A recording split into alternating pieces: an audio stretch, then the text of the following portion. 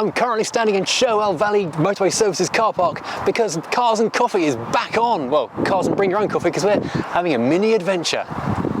Well, this here in my hot, sweaty mitt is not magic beans, but four £9.94 worth, in fact, of genuine mini main dealer certified hub carrier bolts, which I'm just going to quickly swap out to the utterly mangled original bolts from this car. I need an extension bar, and switch them into some nice non-mangled ones, so when I come to change them next time it won't be an issue. However, I was very glad I bought them from my local main dealer and not from the internet. When I went down to the local main dealer, gave them the registration and VIN number of this car to get the right hub carrier bolts, it turned out this car missed a safety recall back in 2005, and Mini is still honouring that 15-year-old recall for the ABS wiring, so I'm actually quite glad. So in 2 days' time this is going down to my local main dealer to get checked out and hopefully fixed with a 15-year-old problem, which I didn't know it had. Oh, that's significantly easier because I didn't torque it up last time. I just did it, you know, wrench it up tight rather than torque it like crazy tight. The recall is for ABS wiring. Apparently the wiring got chafed in various places, so they either wrap it in corrugated safety stuff to stop chafing, and if it is previously chafed, then they will replace it, the entire ABS loom, which is quite an exciting and expensive thing for Mini to be picking up the tab on, because that sounds like an expensive amount of work. Old and busted, new and cool. Incidentally, the torque setting for these bolts is 110 Newton meters, which is a lot. Well, it's now a couple of days later. I'm sitting in the Mini with a cup of coffee, whoops, and whoops, some wiring looms, because the car has just been to my local Mini main dealer for actually quite extensive work. Took 2 days in the workshop to get it sorted out because it had this outstanding 2005 recall for chafing wires on the ABS loom. 19 years of chafage had worn the wires right down, so it had to have an entirely new loom put in it, which took a while, I guess. So that's quite exciting. It's got some nice new wires in the car. It's been through the workshop. They sent me a condition report about the car as well, which threw up stuff I knew and stuff I kind of was ignoring. Tyres are good. Brakes are good, apparently. The aircon compressor is leaking, apparently. It's still working okay at the moment, but it's making a bit of a noise. What else? Oh yeah, the rocker cover gasket and the sump gaskets are both leaking, but I knew it was seeping oil anyway, so I'm not massively concerned. They flagged it as a red do immediately, but looking at the car, it's not losing oil and it's not making a big mess. That's main dealer kind of talk for bring it back for expensive work. I think that's basically it. Everything else actually looked really good as far as the health check on the car was concerned, which is great for a 19-year-old car. Now, the reason I was sat in the car clutching bunches of wires, in my last Mini Nichols video, a couple of people commented, did I check that the wiring pin layout was the same going from one extension to the next? And guess what? It's not.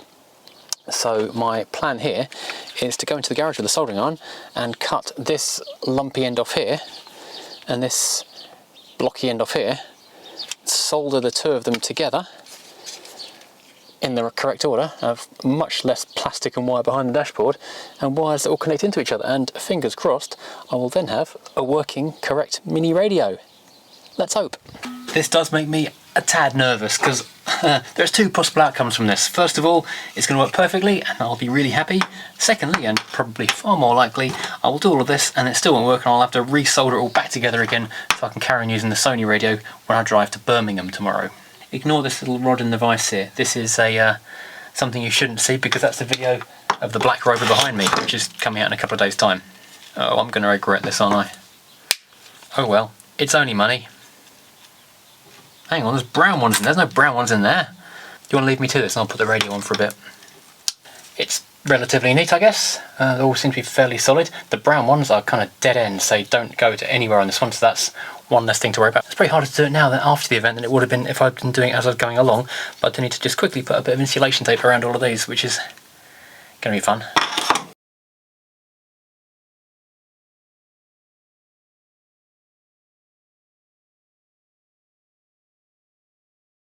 Right, so after a little bit of investigating, it turns out the little stray trailing wire that I mentioned is the iBus cable, which has to plug into it to make the radio work. Unfortunately, with that plugged in, and it did take a little bit of jiggery pokey with the standing knife on the adapter plug thing to make that actually fit properly, because it's a cheap eBay adapter. It still says disabled, and a bit more investigation shows I've got to send the radio off and get it disabled by someone who's got a computery thing, because the iBus codes the radio to the car ECU, and it's all very complicated and annoying. And then once I've got an iBus cable, then I need a code. So this radio is not going to work for a little while.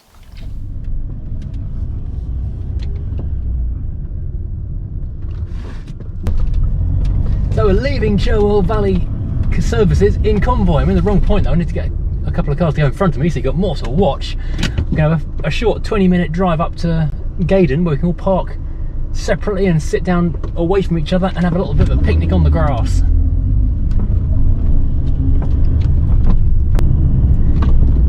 It's about 150 odd miles for me to get here, which is a nice drive in the Mini. It's a good car on the motorway. It was a long drive because this radio doesn't work. I put it back in because another YouTuber is borrowing the car tomorrow, and I wanted the dashboard to look nice. So I had a tinny little iPhone radio on the passenger seat for the last 2 hours or so.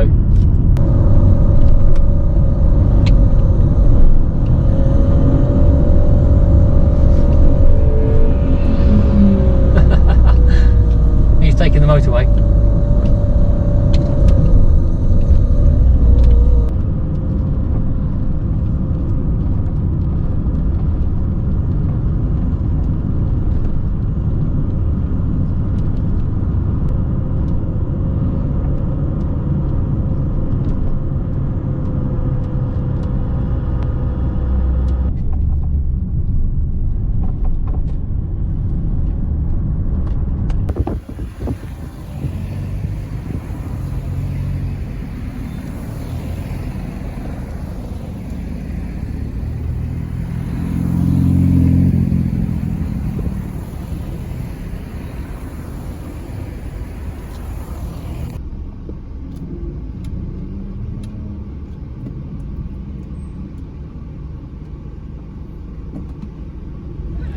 So this is Gaydon, the British Heritage Motor Museum, the heart of the history of cars in Britain or something, I don't know. Anyway, one more to the point, this is people and coffee and cars. So it's cars and coffee, to bring your own coffee because the cafe is shut.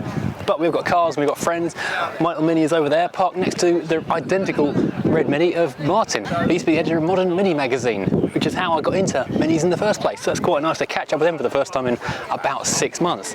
So we've got all kinds of original Mini. And across the way, we've got the O2 register, which is the new S register for the slightly newer supercharged Minis. Clearly everyone in the car world is desperate to get back to some kind of normality, back to car shows, cars and coffees, and just regular car club meets. On the way here today, I passed a massive group of modified and performance cars, so big that trying to get into the services, they were queuing onto the motorway, and they had to bring the motorway speed limit down to 40.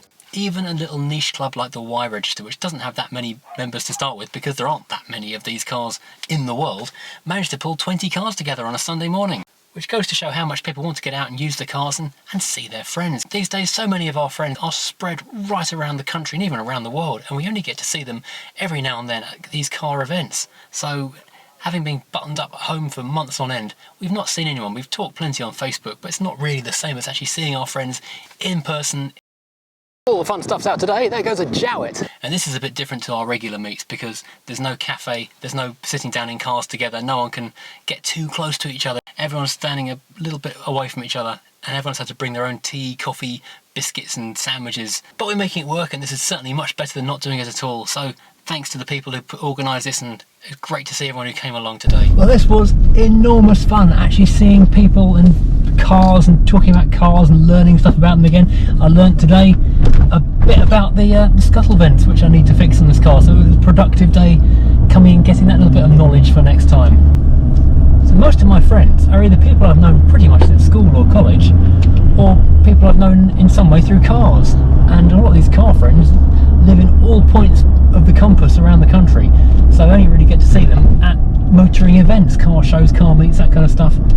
So finally getting to do a cars and coffee again, it's been huge fun, and a lot of the people in the Mini Club have also got a lot of other rover type stuff, so I do see them a fair bit in other Rover events, so this has been really good fun. They're such nice people, such good fun. It turns out I was perhaps a little hopeful that my air conditioning was working properly, because the condenser compressor is... sorry, not... Stay in the left lane. In half a mile, turn right onto B4451 towards London. I think perhaps I was a bit optimistic that the air conditioning was going to work with just a regas, because the compressor is making a slightly weird noise and it's not blowing as cold as it was before. Yeah, we're going to have to get that looked at some point in the near future, along with everything else.